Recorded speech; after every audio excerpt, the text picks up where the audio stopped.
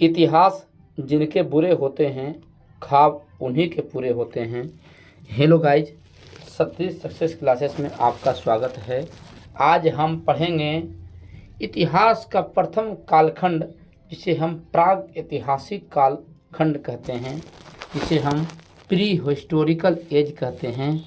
Pre historical as यानी जिस समय मनुष्य को ना तो लिखने की कला पता था, न बोलने की कला पता था, उसे हम प्राग ऐतिहासिक काल कहते हैं। यानी इतिहास का वह कालखंड जो मनुष्य को प्रारंभिक काल कहा जाता है, उसे हम प्राग ऐतिहासिक काल कहते हैं। अब इसको प्राग ऐतिहासिक काल एकदम बेसिक से समझेंगे। प्राग ऐतिहासिक काल यानी प्री हिस्टोरिकल एज। प्राग ऐतिहासिक काल उस कालखंड को कहते हैं। प्राग ऐतिहासिक काल उस काल को कहा जाता है जब मानव तो अस्तित्व में आया, लेकिन मानव का लिखाई का आविष्कार ना होने के कारण उस काल का कोई लिखित वर्णन नहीं है। उसे प्राग ऐतिहासिक काल कहते हैं। अब प्राग ऐतिहासिक काल को 3 भाग में बांटा गया। पहला प्राग ऐतिहासिक काल को 3 भाग में बांटा गया। पहला आपका हो गया पाषाण काल। पाषाण काल उस कालखंड को कहते हैं जिस समय मनुष्य अपने औजार या हथियार केवल पत्थर का प्रयोग करके बनाता था। पत्थर, पाषाण एक संस्कृत भाषा है जिसका शाब्दिक अर्थ होता है पत्थर। दूसरा है आपका कांस्ययुगीन सभ्यता, जिसे बोलते हैं ब्रोंज एज, यानी ब्रोंज एज, कांस्ययुगीन सभ्यता। और तीसरा आपका है लोहयुगीन सभ्यता, जिसे बोलते हैं आयरन एज। कांस्ययुगीन सभ्यता उसे कहते हैं जब मानव हथियार व औजार कांसा का बनाना शुरू कर दिया गया। और लोहयुगीन सभ्यता उसे कहते हैं जिसमें मनुष्य लोहा का इस्तेमाल करने के लिए सीख गया। अब इसके आगे सबसे पहले पाषाण काल किसे कहते हैं? पाषाण काल किसे कहते हैं? इतिहास का वह काल जिससे मानव ने पत्थरों पर अत्यधिक आश्रित था। उदाहरण के लिए पत्थर से शिकार करना, पत्थर के गुफाओं में शरण लेना, पत्थर से आग पैदा करना, यानी पत्थर से ही आग पैदा किया। इतिहास का सबसे बड़ा खोज पत्थर से आग पैदा करना था।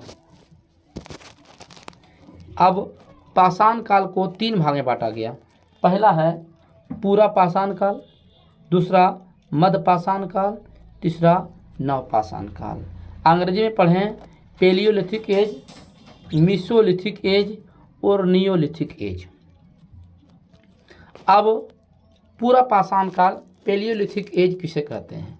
यानी 25 लाख से लेकर 25 लाख पूर्व से लेकर 12,000 साल तक, 12,000 साल ईसा पूर्व तक, यानी ईसा मसीह के जन्म की पहले कहानी है ये, तो उसे बोलते हैं पूरा पाषाण काल। अब पूरा पाषाण काल के द्वारा महत्वपूर्ण औजारों का योगदान उसमें मिला था। जैसे हाथ से बने हुए प्राकृतिक हथियार उसी समय प्रयोग किए जाते थे, जैसे भाला, कुल्हाड़ी, धनुष। जैसे ये हो गया आपका इमेज,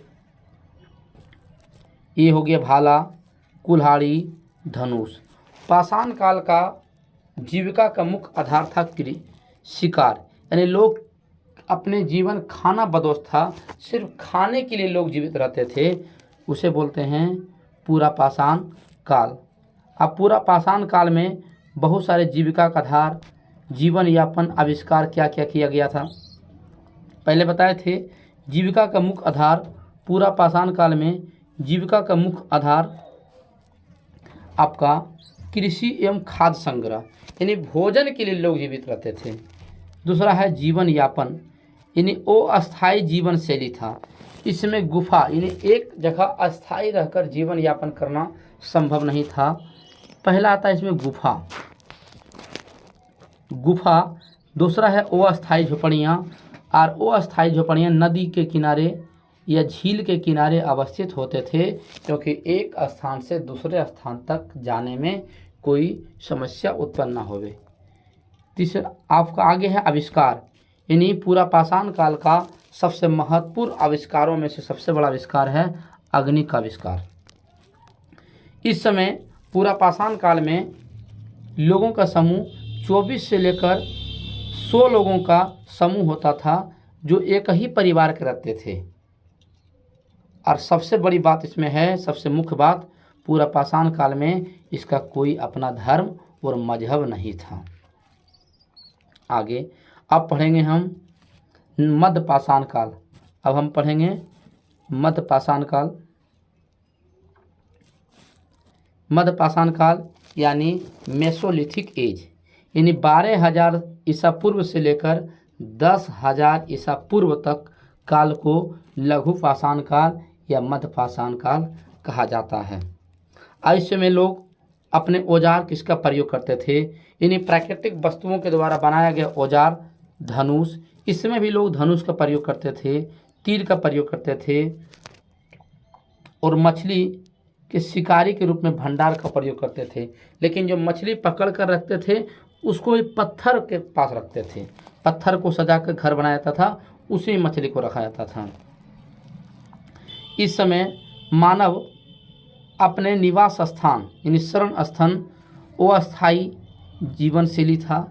इसमें एक जगह रहकर मनुष्य अपना जीवन यापन नहीं करते थे, गुफा में रहते थे, झोपड़ियाँ में रहते थे, नदी एवं झील के किनारे रहते थे, क्योंकि एक जगह से दूसरे स्थान तक जाने में कोई समस्या उत्पन्न ना हो। अब हम पढ़ेंगे इसके आगे का नव पाषाण काल। और पूरा मध्य पाषाण काल में लोग कबीलों एवं परिवारों का समूह होता था, जो एक ही परिवार के लोग होते थे। अब आइए आप पढ़ेंगे नव पाषाण काल। नव पाषाण काल क्या है, यानी प्रागैतिहासिक काल का तीसरा कालखंड नव पाषाण काल, जिसका एज 1000 ईसा पूर्व से लेकर 3300 ईसा पूर्व के कालखंड को नव पाषाण काल कहते हैं। और इस काल में मानव ने कृषि करना सीख गया, यानी नव पाषाण काल में मानव ने कृषि करना सीख गया। अब इसमें औजार जो बनाए जाते थे, हाथ से बने एवं प्राकृतिक वस्तुओं का उपयोग, चीसल का उपयोग होता था लकड़ी एवं पत्थर को चीरने के लिए, चीसल का प्रयोग, ये आपका रहा चीसल। इसमें औजार मिट्टी के बर्तन थे, लोग इस समय मिट्टी के बर्तन में भोजन बनाकर भोजन प्रयोग करते थे। इसमें जीवन का आधार था खेती, शिकार, खाद्य संग्रह, मछली का शिकार एवं पशुपालन, और शरण स्थल इसमें हम जानेंगे। इन्होंने अपना निवास स्थान खेत के आसपास छोटी बस्तियों बनाकर रहते थे, खेत के आसपास छोटी बस्तियों को बनाकर रखते थे। और इस समय मनुष्य ने सबसे पहले पालतू कुत्ते को बनाया, और इस नव पाषाण काल का सबसे बड़ा आविष्कार पहिए का आविष्कार किया। यानी नव पाषाण काल का सबसे बड़ा आविष्कार पहिया का आविष्कार किया, और पहिया के आविष्कार के कारण क्या हो गया, जीवन एक स्थान से दूसरे स्थान जाना और आसान हो गया, और पहिया से बैलगाड़ी बना दिया गया। यानी पहिया का आविष्कार नव पाषाण काल में हुआ। समाज इसमें भी कबीला के रूप में डेवलप हो चुका था, यानी कबीला मतलब बहुत सारे लोगों का समूह, कबीला। अब इसके आगे पढ़ेंगे हम कांस्ययुगीन सभ्यता, जिसमें मनुष्य कांसा का प्रयोग करना सीख गया था, उसे बोलते हैं कांस्ययुगीन सभ्यता। कांस्य युग उस काल को कहते हैं जिसमें मनुष्य तांबा और टीन के मिश्र धातु से कांसा बनाना सीख गया। इसके कारण ये मनुष्य शहरी सभ्यता की ओर बढ़ने लगा, और इसी कारण से विश्व के कई जगह और कई पौराणिक स्थानों पर इस सभ्यता का वर्णन मिलता है। विभिन्न सभ्यताओं से अलग अलग लिपियों का विकास हुआ, जिसकी मदद से आज के पुरातात्विक शास्त्रियों को उस युग के बारे में महत्वपूर्ण तथ्य हासिल होते हैं। जैसे इस समय कांस्य युगीन सभ्यता का औजार कांसा का होता था, जो तांबा और टीन के मिश्र धातु के बनाया जाता था। औजार तांबा एवं कांसे के औजार, मिट्टी के बर्तन थे और ऐसे ही बहुत सारे औजार कांस्य का था। अब एक बचता है आपका लोह युग। लोह युग में क्या किया गया था? उसमें लोह युग में आपका जो बर्तन सामान होता था, हथियार होता था, लोहा का बनाया जाता था। लोह युग में लोहा का हथियार और सभी वस्तुएं बनाई जाती थी। इसके आगे धन्यवाद।